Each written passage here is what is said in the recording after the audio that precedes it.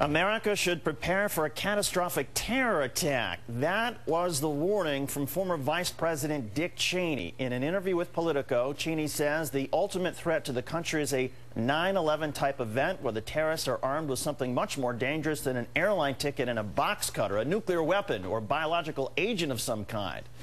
John Harris is editor-in-chief for Politico and was there for the interview. And John, why don't you put Cheney's comments in context for us? Yes. Hi, David. There's no question that he was really loaded for bear in this interview. It was only supposed to last about a half hour. He went probably close to three times that. And what he was most focused on was the Obama administration's policies. He worries that they're going to reverse the policy on detainees at Guantanamo Bay, and also what he calls coercive interrogations. Other people have referred to it as torture. He says those are putting the country at risk, and he says that he worries, he thinks it's a likelihood that terrorists will try another 9/11 style attack. Whether or not they succeed, he says, is dependent on these policy decisions that the Obama administration is facing.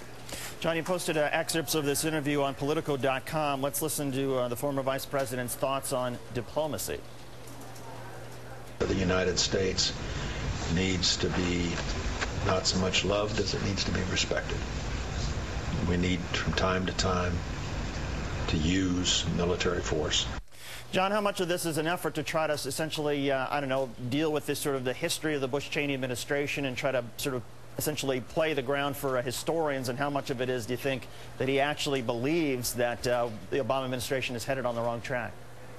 Well, I think the answer is a strong yes to both those things. There's no question he was in a kind of self-vindicating or mood defending his legacy and the Bush administration's legacy.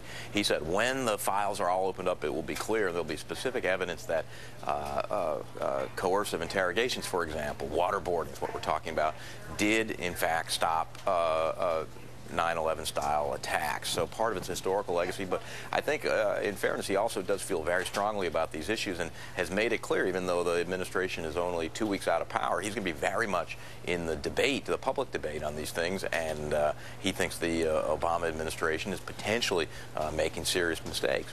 John, describe where the interview was conducted, because it was so striking, the description of where Cheney's office is now and how sort of different his life, at least his office life, has become. It was strange to me. We're a long way from the West Wing. This is out in McLean, Virginia, suburban Washington, not far from where Cheney and his wife Lynn live. It's just a normal suburban office park. You might think you're walking into a dentist's office or the chiropractor, something like that. Across the hall, there's a little quick copy center. Nothing identifying the fact that this is the former Vice President's transition office. It says GSA, for General Services Administration. That's just taped to the door on a sheet of white paper with some Scotch tape. And you walk in, it looked like it could maybe be a dentist's office, but lo and behold, it's where the former vice president's hanging out these days. Unbelievable, and so different, of course, from those pictures we were just showing of the vice president walking around in the colonnade of the White House and in his office over there in the West Wing. So interesting, and a great interview, John, and thanks for sharing it with us. Thank you, David. Let's head over to